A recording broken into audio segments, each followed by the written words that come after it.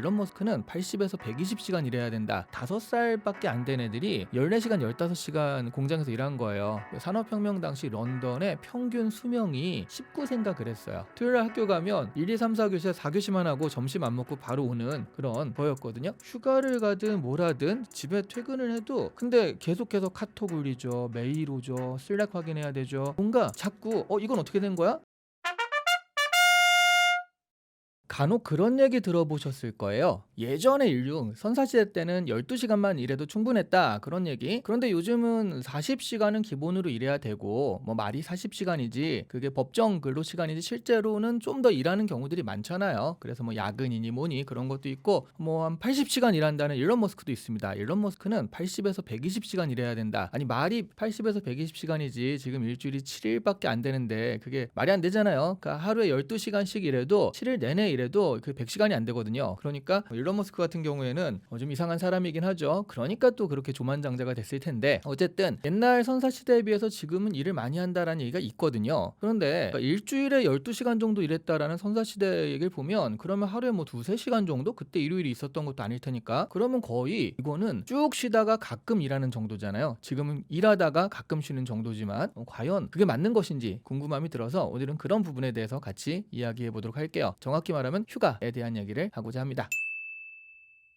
자, 인간은 원래 일하다 쉬었을까 쉬다 일했을까 그게 그거 같기도 하고 그런데 사실은 굉장히 다르죠. 뭐가 주가 되는지가 다른데 선사시대 때는요 실제로 식량 확보 시간이 12시간에서 20시간이었대요 일주일에. 그러니까 진짜로 지금보단 널널하죠. 주 40시간 근무제 반밖에 안 되잖아요. 아무 그때 빡세게 해도. 하지만 이거는 실제로 사냥을 하는 그러니까 먹이를 잡고 뭔가 그 내가 생존 노동이라고 할 수 있죠. 생존 노동에 그 정도로 들어간 거고요. 그런데 사실은 집안일 도구 만들고 조리하고 동굴 청소도 좀 해야 될 거고요. 가끔 청소기는 없겠지만 쫙 대청소도 해야 될 거고 그렇게 생각하면 이렇게 생활노동까지 합하면 일주일에 그래서 40에서 45시간 일했다. 그렇게 보면은 지금이랑 좀 비슷하지 않나라는 그런 생각도 듭니다. 그런데 중세 농경사회 오면요. 이때는 좀 계절 편차가 커요. 그래서 일할 때는 빡세게 일하고 그렇지 않을 때는 확 노는. 그러니까 농사를 지으니까 그때 농번기라고 해서 한참 바쁠 때 봄 파종하고 가을에 이렇게 거두어들이고 수확하고 그럴 때는 이제 바쁜데 겨울 같은 때는 너무 한가해가지고 또 그 겨울을 어떻게 보낼까 고민하고 그러기도 하잖아요. 그래서 연간 통량을 보면 그래도 지금 현대 노동보다는 적을 수 있었는데 그런데 이제 이게 좀 잘 될지 농사가 잘 될지 기후가 어떨지 그런 불안감은 굉장히 커서 스트레스 강도는 상당했다고 하죠. 그러다가 근대 산업혁명이 되면서 이게 망한 거예요. 이게 완전히 그 공장 노동이요 주 70시간 이상도 굉장히 흔했다라고 합니다. 그러니까 하루에 12시간 13시간씩 공장에서 일하고 5살밖에 안 된 애들이 14시간 15시간 공장에서 일한 거예요. 그래서 정확하게 나온 수치는 아닐 수도 있지만 그때 런던 있죠. 산업혁명 당시 런던의 평균 수명이 19세인가 그랬어요. 그러니까 어린아이들이 5살 6살 때 공장 가서 하루에 14시간 15시간씩 일하다가 햇빛도 못 보고 그렇게 일찍 죽은 친구들이 많다 보니까 그러다 보니까 평균 수명이 19세였대요. 그러니까 엄청 빡셌던 그런 날들이죠. 그러다가 이제 현대가 됐는데 그러니까 지금은 정해진 시간에 출근해서 정해진 시간에 퇴근하는 그래서 40시간이라는 게 법적으로 좀 딱 정해져 있고 그러기도 하잖아요. 그럼에도 불구하고 매일 정해진 시간에 출근해서 매일 정해진 시간에 퇴근한다. 요게 그동안에 있었던 노동 형식은 아니에요. 물론 이제 근데 기계 산업혁명 그때는 좀 그런 게 시작이 됐는데 그런 것들이 정착이 된 게 지금입니다. 그래서 정확한 시간에 출근, 정확한 시간에 퇴근, 9 to 6라는 것들이 정착이 되는데 그러다 보니까 몇천 년간의 인간의 노동이라는 건 그냥 필요하면 하고 아니면 안 하고 그런 거였는데 지금은 일단 필요하든 말든 일정한 시간에 가서 일정한 시간에 하는 노동이 규격화된 겁니다. 그러다 보니까 지금은 일하다가 쉰다라는 개념이 굉장히 맞아요. 예전에는 그런 게 없었다라는 거죠. 일한 것과 쉬는 것이 큰 차이가 없었다. 큰 차이가 없었다기보다는 필요하면 일하고 아니면 말고 좀 내가 마음 먹으면 일하다가도 쉴 수 있고 그런 부분들이 좀 있었는데 지금은 규격화된 노동이다. 그래서 얼마 전에요. 제가 아는 CEO분이요. 자기가 채용을 할 때 어떤 사람을 뽑느냐를 얘기를 해주시더라고요. 근데 제일 중요한 조건 중에 하나는 계속 대학교 졸업한 다음에 쉼 없이 일했던 사람이라면 일단 베스트다라고 하더라고요. 왜요? 그랬더니 출근하는 게 인이 박혀야 된대요. 그러니까 이게 중소기업이다 보니까 또 좀 나오다가 안 나오시는 분들도 많고 그런데 이게 9시가 되면 어디 가서 일한다라는 게 인이 박힌 사람은 술 먹고 그러다가도 아침 7시면 일어날 수 있다. 근데 그거를 중간중간에 이렇게 하신 분들은 그게 좀 힘들어서 나중에 나 안 나올래 이런 말들을 할 수도 있다라는 거죠. 그래서 그런 노동 시간이 규격화됐다. 이게 가장 큰 것 같아요. 그러면서 조금 일하다가 쉰다라는 개념이 정착이 된 게 아닌가 싶습니다.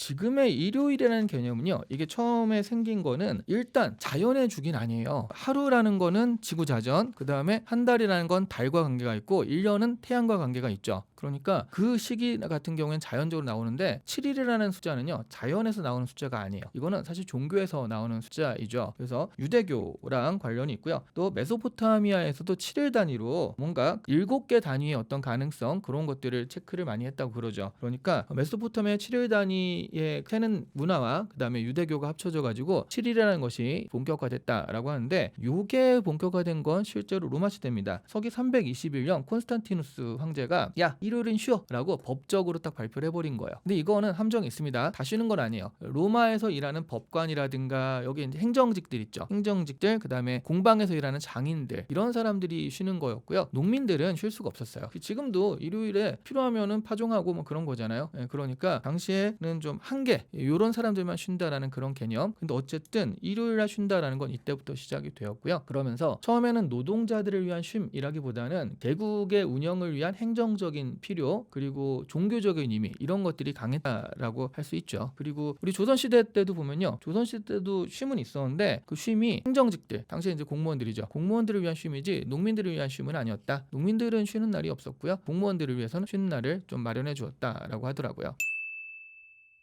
요거 난중일기 그 이순신 장군의 난중일기를 보면 쉬는 날이 굉장히 많이 나와요. 그래서 오늘은 쉬었다, 오늘은 등청하지 않았다, 뭐 이런 식으로 출근하지 않았다 이런 식으로 쉬는 날이 굉장히 많이 나와서 이거 왜 이렇게 많이 쉬시지? 난중일기인데 생각해 보니까 일기잖아요. 쉬는 날 쓰는 거예요. 그러니까 막 전쟁 중에 일기를 언제 쓰고 있어? 그러니까 방금 전쟁을 했다 그런 얘기는 없고 주로 쉬는 날 얘기를 많이 쓰시더라고요. 그래서 일기니까 그렇구나. 근데 생각보다 쉬는 날들이 꽤 있어서 전쟁 중인데도 일단 이순신 장군의 가족의 뭐 기일이다 누구의 제사다 그러면 그런 것이고요. 그다음에 나라 전체적으로도 쉬는 날이 좀 있습니다. 나라 전체적으로 선왕들의 뭐 제사라든가 나라 전체적인 어떤 기념일들 그런 날들에 좀 쉬기도 하고요. 또 이순신 장군이 좀 아픈 경우가 많았어요. 아파서 쉬기도 하고 그렇습니다. 그래서 쉬는 날이 생각보다 많은데 순휴일이라는 것도 있더라고요. 그러니까 원래 조선에서 10일에 한 번 정도 그러니까 7일이라는 건 지금 서양에서 들어온 서양 인력들이 만들어낸 그런 것들이고 여기는 이제 한국은 10일 정도에 한 번씩 쉰다라고 해서 순휴일이라는 개념이 있더라고요. 그런 정도로 쉬어서 정기적인 쉼은 있었습니다. 조선시대에도. 일단 토요일 날 전체적으로 빨간 날이 된 건 사실은 얼마 안 되기도 했죠. 원래는 반휴라고 하죠. 한국에선 반공휴일, 또 지방 가면 반갱일 막 이렇게 얘기했었는데 반휴 정도였어요. 이게 19세기에 생긴 전통입니다. 영국 산업사회에서 노동자들이요 일요일 하루만 쉬었거든요. 그런데 이 사람들이 월요일에 자꾸 빠지는 거예요. 일요일 날 뭐 술도 먹고 놀기도 하고 월요일 날 또 무슨 경기도 보고 뭐 이런 식으로 해서 자꾸 월요일을 빠지니까 공장장 입장에서는 일요일 되기 전에 약간 흐트러지잖아요. 그러니까 차라리 야 그러면 월요일은 칼같이 출근해 대신 토요일날 좀 일찍 끝내줄게. 어차피 그 일요일 앞두고 약간 흐트러지니까 그래서 토요일을 반공휴일로 만들어버린 거예요. 일찍 퇴근해라 그런 식으로. 그래서 그때 만들어진 게 위크엔드라는 개념이 처음 만들어졌다고 하죠. 한 주의 끝이다 라고 해서 위크엔드 주말이죠. 주말이라는 개념이 그때 처음 만들어졌다고 하고요. 그러다가 토요일날 완전히 쉬는 게 정착이 된 건 1926년 헨리 포드입니다. 헨리 포드 누군지 아시죠? 자동차왕 헨리 포드. 요즘 친구들은 헨리 포드를 잘 모르더라고요. 자동차왕 어떻게 생각하면 일론 머스크의 100년 전 모델이에요.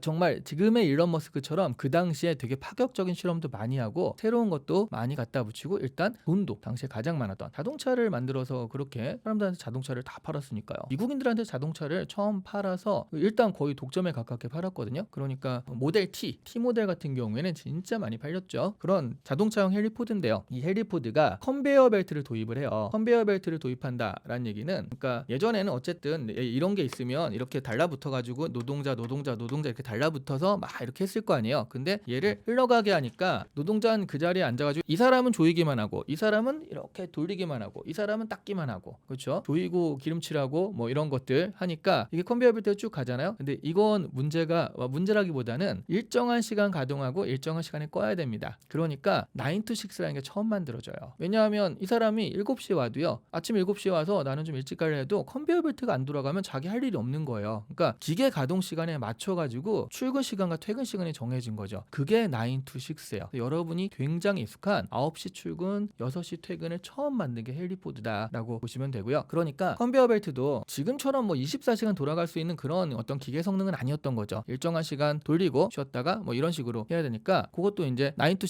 6 그리고 주 40시간이라는 딱 정해진 시간을 만들어 놓은 거예요. 이때 컨베이어 벨트 돌리니까 노동자들도 이때 와서 일해라. 그러면서 주 40시간이 처음 정착이 됐죠. 잠깐만. 그런데 왜 토요일을 뺐죠? 47시간 정도 해도 상관없잖아요. 50시간 이렇게 해도 상관없잖아요. 헨리 포드는 현대 발명자라는 얘기가 있거든요. 그냥 자동차를 발명한 게 아니라 현대 모습을 발견했는데 일단 그런 출퇴근 문화를 만들었죠.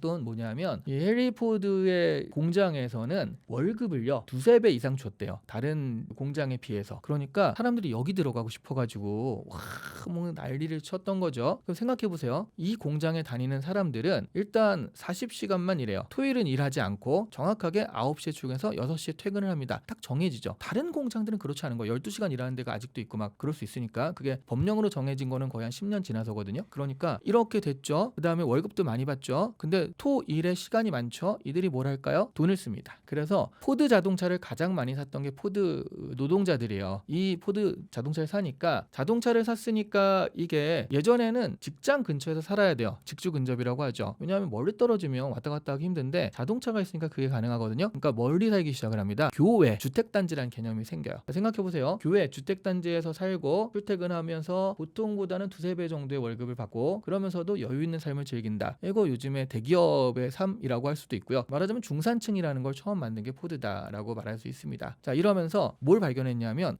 토요일 날을 쉬게 하니까 소비가 늘어난다. 소비가 늘어나니까 다른 산업도 굉장히 좋더라. 이런 걸 발견하게 된 겁니다. 그래서 사실 토요일 날 쉬게 하는 건요. 뭐 노동자들한테 휴식을 보장하는 것도 있지만 소비를 진작시킨다. 그러면서 여러 산업을 다 발전시킨다는 개념도 있는 거예요. 소비사의 발명품이라고 할 수 있죠. 토요일 날 쉬는 거는. 그런데 우리나라 같은 경우에 이게 좀 늦었어요. 그래서 우리나라는 2004년 가서야 원래 이제 반공휴일에서 토요일은 반만 쉬는 거였어요. 그래서 좀 나이 있으신 분들은 기억을 하실 수 있어요. 토요일 날 학교 갔던 기억. 토요일 날 학교 가면 1, 2, 3, 4교시에 4교시만 하고 점심 안 먹고 바로 오는 그런 거였거든요. 그러니까 말하자면 부모님들이 출근을 하니까 아이들도 학교가 이제 육아 기능이 있잖아요. 그러니까 아이들도 가야 되는 거예요. 누군가 맡아줘야 되니까. 그래서 토요일 날 1, 2, 3, 4교시만 하고 탁 왔던 그런 반공휴일의 기억이 있는데 이게 2004년 돼서 1000인 이상 사업장에서는 토요일을 다 쉬는 걸로 이렇게 바뀌었어요. 2004년이면 지금 한 20여 년 정도밖에 안 지난 거죠. 그러니까 사실 토요일 날을 이렇게 쉬기 시작한 건 2004년이고요. 그리고 1000인 이상 사업장이니까 좀 큰 데만 그랬잖아요. 작은 데도 2011년서부터 그게 시행이 됐습니다. 그러면 여러분 한 15년 정도밖에 안 된 거예요. 빨간 날 다 쉬는 건. 그런데도 불구하고 제가 아는 어떤 회사는 아직도 토요일 날 출근하는 회사가 있어요. 네. 그래서